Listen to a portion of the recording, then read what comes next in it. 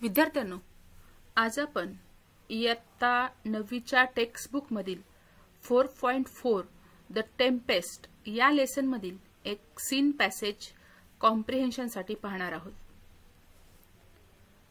प्रथम आपण पॅसेज समजून घेऊया आणि मग त्यावरील दिलेले जे 5 प्रश्न आहेत तेही समजून घेऊया। Prospero was a great magician. Great म्हणजे महान, मॅजिशियन म्हणजे जादूगार। प्रॉस्पेरो हा महान जादूगार होता। For his life had been devoted to the study of magic. Devoted म्हणजे समर्पित केली। याचा अर्थ काय, तर त्याचे जीवन जादूच्या अभ्यासासाठी समर्पित केले होते।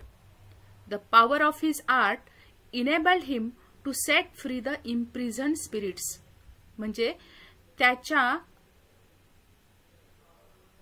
कलेच्या सामर्थ्याने कैदेत असलेल्या आत्म्यांना, इम्प्रिझन स्पिरिट्स म्हणजे कैदेत असलेल्या आत्म्यांना मुक्त करण्यास सक्षम केले, की ज्या कैदेत असलेल्या आत्म्यांचा प्रमुख एरियल होता। The spirits were so grateful to Prospero that they promised to be ever obedient to his will। म्हणजे हे जे आत्मे होते, ग्रेटफुल म्हणजे कृतज्ञ, याचा अर्थ काय होतो, आत्मे प्रॉस्पेरोचे इतके कृतज्ञ होते की त्याच्या इच्छेला सदैव आज्ञाधारक राहण्याचं त्यांनी वचन दिले होते। In the woods nearby, जवळच्या जंगलात, Prospero found Caliban, a twisted ugly monster. म्हणजे ट्विस्टेड म्हणजे अक्राळ विक्राळ, अगली म्हणजे कुरूप। त्याला एक अक्राळ विक्राळ कुरूप असा राक्षस सापडला, म्हणजे दिसला। He was the son of Sycorax the witch. Witch म्हणजे चेटकीन। तो सिकॉरेक्स नावाच्या चेटकिनीचा मुलगा होता। Caliban became Prospero's servants. तो प्रॉस्पेरोचा नौकर बनला होता। Apart from being hideous and horrible in appearance, he was also vicious and brutal in his habits. दिसायला भयंकर, हिडियस म्हणजे भयंकर, आणि भयंकर असण्यासोबतच तो त्याच्या सवयीमध्ये विसियस आणि ब्रुटल म्हणजे दुष्ट आणि क्रूर होता। No matter how hard he tried, म्हणजे कितीही थकला तरी Prospero could not make him change his ways for the better. म्हणजे प्रॉस्पेरो त्याला चांगलं बनवू शकला नाही। And so it was Ariel's job to see that he carried out his task properly. आणि म्हणून त्याने आपले काम योग्य प्रकारे पार पाडले आहे की नाही हे काम एरियलला दिले होते। Time pass and Miranda grew up to a sweet and beautiful girl. वेळ निघून गेली आणि मिरिंडा एक सुंदर मुलगी बनली। The spirits of the island were loyal and faithful to Prospero. म्हणजे बेटाचे जे आत्मे होते ते प्रॉस्पेरोचे निष्ठावान आणि विश्वासू असे होते। Who ruled them wisely and well, की त्यांच्यावर त्याने हुशारीने राज्य केले। Now it came to pass that Alonso the king of Naples, his brother Sebastian and Antonio the wicked brother of Prospero were sailing in a ship close to the enchanted island. Enchanted म्हणजे मंत्रमुग्ध किंवा जादूचे बेट। Now it came to pass, आता याचा अर्थ होतो, आता असे घडले की नेपल्सचा राजा अलोनोसो, त्याचा भाऊ सेबेस्टियन आणि अँटोनियो, कोणाचा? प्रॉस्पेरोचा, की जो दुष्ट होता, were sailing in a ship, ते काय करत होते की जहाजामधून प्रवास करत होते त्या बेटाच्या close to the enchanted island, त्या जादूच्या बेटाजवळून.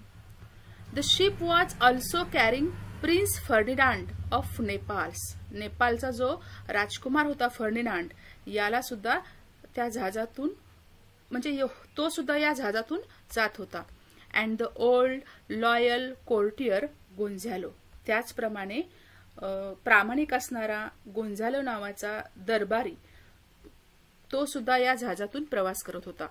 The entire party was returning after the marriage celebration of their princess in फार ऑफ किंगडम, म्हणजे फार ऑफ किंगडम म्हणजे दूरच्या राज्यात, म्हणजे दूरच्या राज्यात त्यांच्या राजकुमारीचा लग्नाचा सोहळा आटपून संपूर्ण पार्टी परत येत होती.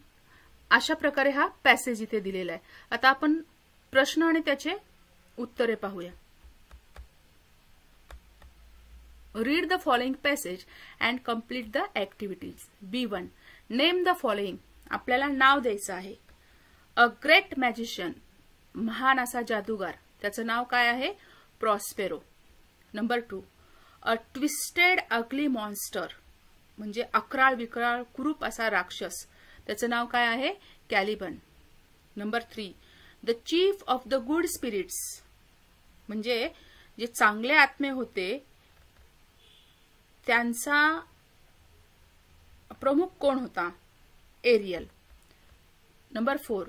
द प्रिन्स ऑफ नेपाल्स, नेपाळचा राजकुमार कोण होता? Ferdinand. B2. Complete the web. Description of Caliban, कॅलिबनचं वर्णन करायचं. इथे मी जे आन्सर आहे ते इथे हायलाइटेड सुद्धा केलेलं आहे वेगवेगळ्या कलरनी. यामध्ये वर्णन करताना 1 नंबर बघा, अ ट्विस्टेड अगली मॉन्स्टर, कॅलिबन कोण होता? तर अकराळ विकराळ कुरूप असा राक्षस होता, पहिलं वर्णन झालं. Number 2. Son of Sycorax, the witch असं लिहिलं तरी पुढे चालेल, म्हणजे तो सिकॉरेक्स नावाच्या चेटकिनीचा मुलगा होता. नंबर 3. प्रॉस्पेरो सर्वंट, प्रॉस्पेरोचा तो नौकर होता. Number 4. Vicious and brutal in his habits, त्याच्या सवयीमध्ये तो क्रूर आणि दुष्ट होता. हे वर्णन कोणाचं आहे? कॅलिबनचं.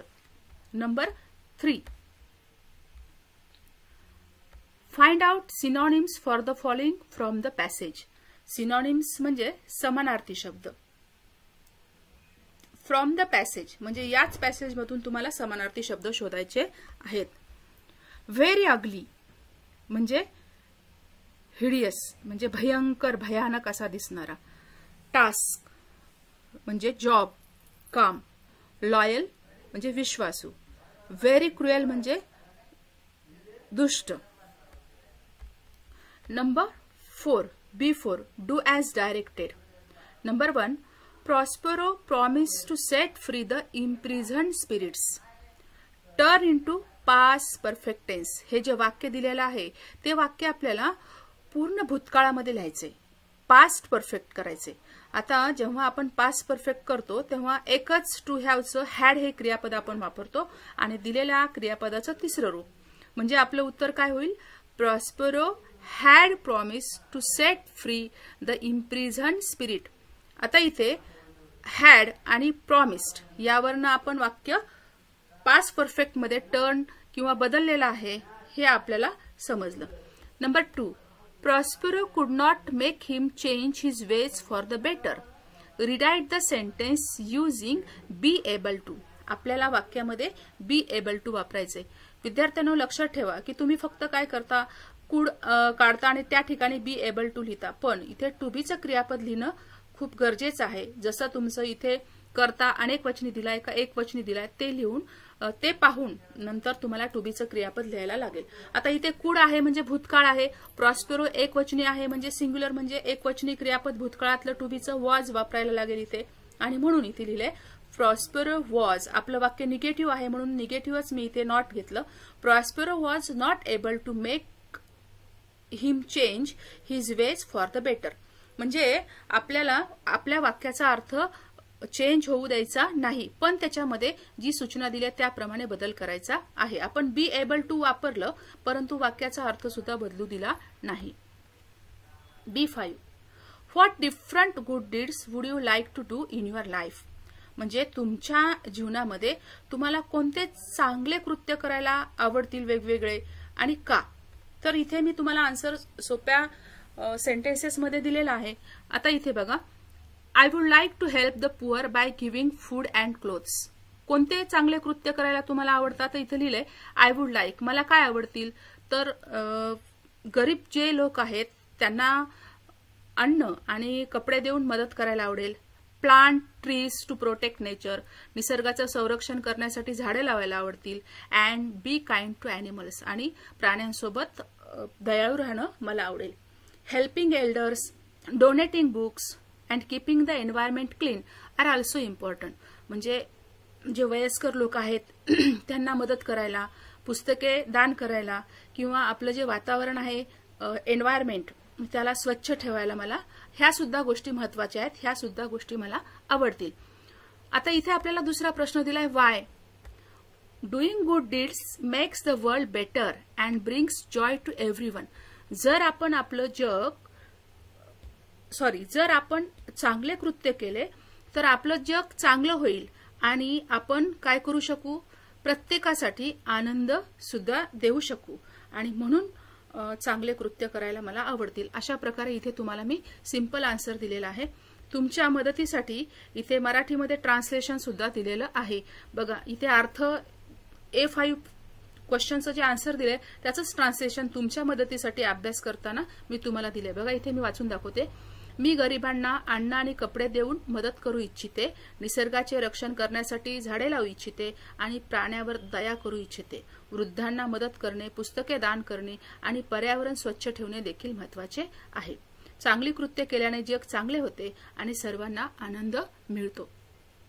अशा प्रकारे आपण इथे सीन पॅसेज पाहिलेला आहे. विद्यार्थ्यांनो, तुम्हाला ही व्हिडिओ कशी वाटली, यामध्ये तुम्हाला काही आणखीन सजेशन्स सांगायचे असतील तर तुम्ही मला कॉमेंटमध्ये जरूर सांगू शकता. आणखीन जर माझ्या चॅनलला तुम्ही सबस्क्राईब केलं नसेल तर सबस्क्राईब करा, लाईक करा, शेअर करा आणि नक्की कॉमेंट करा. थँक्यू.